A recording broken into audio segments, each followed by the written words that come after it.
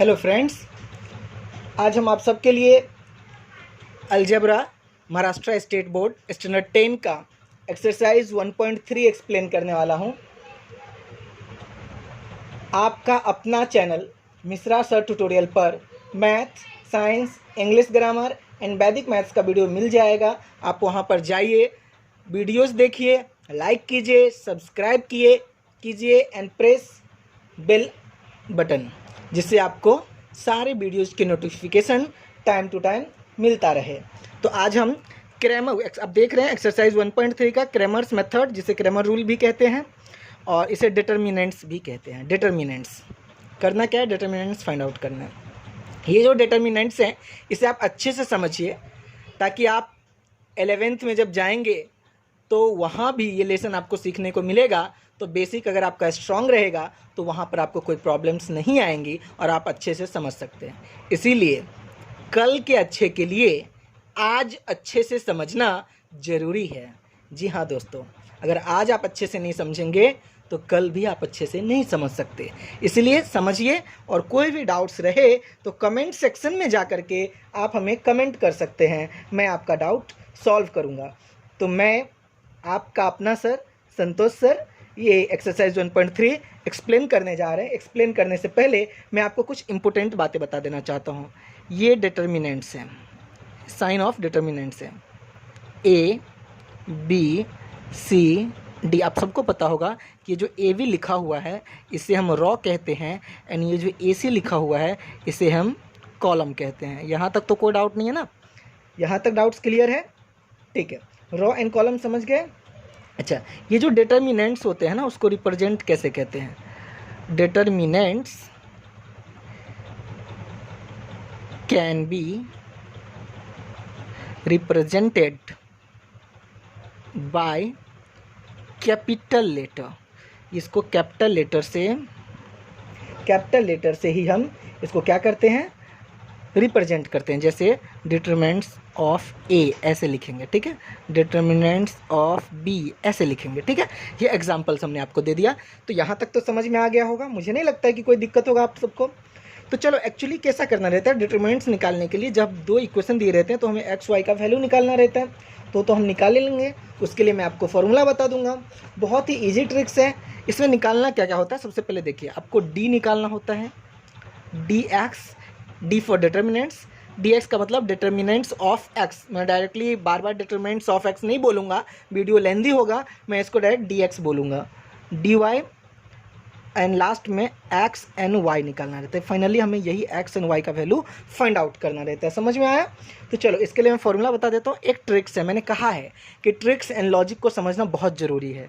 हम लिखेंगे अब कब ए सी। ये फॉर्मूला हमें क्या याद रखना है? अब कब एसी। सही बात है भाई, गर्मी तो बहुत ज़्यादा पड़ रही है और अभी तक एसी नहीं लगाया, तो अब कब एसी?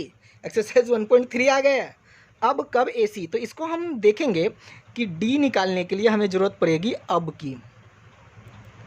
जी हाँ दोस्तों, और डी एक्स अगर निकालना है तो हमें ज़रूरत पड़ेगी कब, और अगर डी वाई निकालना है तो हमें ज़रूरत होगा एसी की, ठीक है। और फिर x निकालने के लिए फॉर्मूला हो जाता है डी एक्स अपॉन डी, और y निकालने के लिए फॉर्मूला हो जाता है डी वाई अपॉन डी। तो ये तो हो गया। तो सर ये फॉर्मूला अब कब ऐसी, इसको कैसे हम फॉर्मुलेट करेंगे, कैसे लिखेंगे, लिखने का हमारा पैटर्न क्या होगा? तो चलो मैं आपको वो भी बता देता हूँ। एक बार जब फॉर्मूला हो जाएगा तो आपको सॉल्व करना ईजी हो जाएगा, ठीक है। तो अब हम वो सॉल्व करते हैं। अब कब ऐसी कैसे आएगा? तो मैंने कहा कि डी निकालने के लिए अब क्या होता है? ए से अ और बी से ब। तो अब दो बार हमने लिख दिया ना। अब काउंटिंग आती है ना, ये 1 तो ये 2, ये 1 ये 2, ये हो गया, बन गया आपका फॉर्मूला। मैंने पहले भी कहा था कि फॉर्मूला हम बनाएंगे ना कि फॉर्मूला हम याद करेंगे। कोई ज़रूरत ही नहीं है याद करने की। कौन कहता है कि फॉर्मूला याद करना होता है? कुछ नहीं, फॉर्मूला को समझना होता है, ट्रिक्स होता है। आप खुद भी इसे ड्राइव कर सकते हैं। चलो, तो डी निकल गया। अब हमें क्या निकालना है? D x. तो डी एक्स निकालने के लिए हमें क्या फॉर्मूला है? कब। सी से क और बी से ब। कब लिख दो, दो बार लिखने में तो कोई दिक्कत नहीं ना, डाल दो 1 2, हो गया डी एक्स। जी हाँ दोस्तों, इसी तरीके से डी वाई के लिए हमने कहा है क्या याद रखना है? ए सी। AC, चलो लगा देते हैं, वैसे भी गर्मी बहुत है। AC लग गई, AC, यस। dx dy निकल गया ना। अब क्या करते हैं, हम सबसे पहले x निकालेंगे। तो x का फॉर्मूला होता है dx अपॉन d, और y का फॉर्मूला क्या हो जाएगा, dy अपॉन d। हो गया कंप्लीट, यही तो फॉर्मूला है, और कुछ है ही नहीं इसमें, ठीक है ना। चलो, तो अब हम सबसे पहले डिटर्मिनेंट्स निकालने के लिए एक्सरसाइज में जाते हैं, उसमें कुछ एक्टिविटी क्वेश्चन है वो पहले सॉल्व कर लेते हैं। एक्सरसाइज 1.3 का फर्स्ट क्वेश्चन एक्टिविटी बेस्ड है। मैं पहले से क्वेश्चन नहीं लिखा हूँ, अभी लिख रहा हूँ। थोड़ा सा वीडियोस लेंदी हो जाएगा, आप लोग पूरा देखिएगा, आगे चल के और भी मज़ा आएगा। और अगर मज़ा ना आए तो आप हमें कमेंट करना, हम कोशिश करेंगे कि नेक्स्ट टाइम से आपको अच्छे से समझ में आए, ठीक है। ये बॉक्स -8, चलो हमारा भी एक ही लाइन में हो गया, फाइनली आंसर आ जाएगा इसमें। तो हम क्या करते हैं, क्रॉस मल्टीप्लाई, 3 का मल्टीप्लाई किससे हो जाएगा, 5 से, और 2 का मल्टीप्लाई किससे हो जाएगा, 4। तो ऑलरेडी 4 लिखा है, तो हमें क्या फिलअप करना है यहाँ पर, 2। तो अब सबको पता है कि 3 5 जा कितना होता है। मैं यहाँ पे रफ वर्क कर लेता हूँ, आप लोग ध्यान देना। 3 5 जा कितना होता है, 15 में से माइनस करना है। 2 4 जा कितना होता है, 8, ठीक है।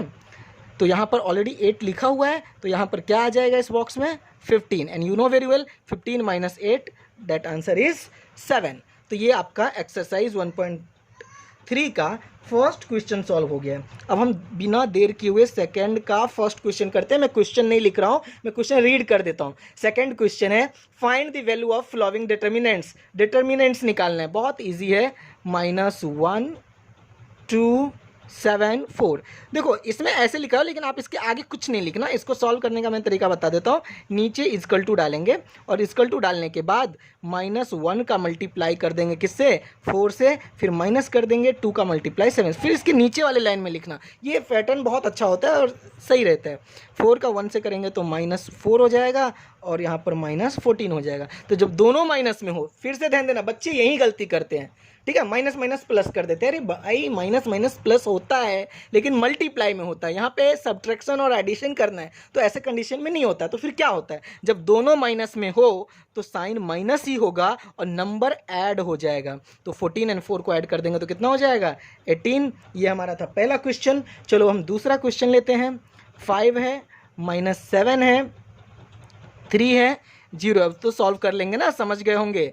5 का मल्टीप्लाई 0 से, फिर -3 का मल्टीप्लाई -7 से। तो चलो 5 0 0, माइनस और माइनस, देखो मल्टीप्लाई हो रहा है, माइनस और माइनस का मल्टीप्लाई करेंगे तो हो जाएगा प्लस, 3 7 जा हो जाएगा 21, 0 में 21 को प्लस करेंगे तो कितना आ जाएगा, 21 आ जाएगा।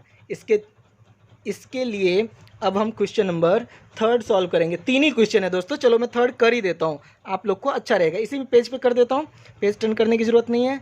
7/3 है और 5/3 है। चलो ब्रैकेट थोड़ा बड़ा लेते हैं, 3/2 और 1/2। इसको सॉल्व करेंगे, कैसे करेंगे, 7/3 का मल्टीप्लाई हो जाएगा 1/2 से, और फिर से 3/2 का मल्टीप्लाई हो जाएगा 5/3 से। इक्वल टू का साइन लेना है, तो ऊपर का मल्टीप्लाई ऊपर से कर देंगे, नीचे का मल्टीप्लाई नीचे से। तो 7 3 2 जा 6, फिर 3 5 जा कितना हो जाएगा 15, एंड 3 2 जा 6। जब दोनों का डिनोमिनेटर सेम हो, तो 6 कॉमन आ जाएगा, और ऊपर में एज इट इज़ 7 - 15 हो जाएगा, तो -8 और 6 हो जाएगा। क्यों, क्योंकि 15 बिगर नंबर है, और साइन हमेशा हम किसका लेते हैं, बिगर नंबर का। तो 15 का साइन नेगेटिव है, इसके लिए नेगेटिव -8 आ जाएगा। 2 के टेबल में 2 4 जा, एंड 2 3 जा, योर आंसर इज 4/3। तो इस वीडियोज़ में हमने एक्सरसाइज 1.3 का first question and second question आपको सॉल्व करके दिया है। आप इसे घर पर जरूर प्रैक्टिस करें। Thank you so much. कोई भी डाउट्स रहे तो आप हमें कमेंट कर सकते हैं, हम आपके डाउट को सॉल्व करेंगे।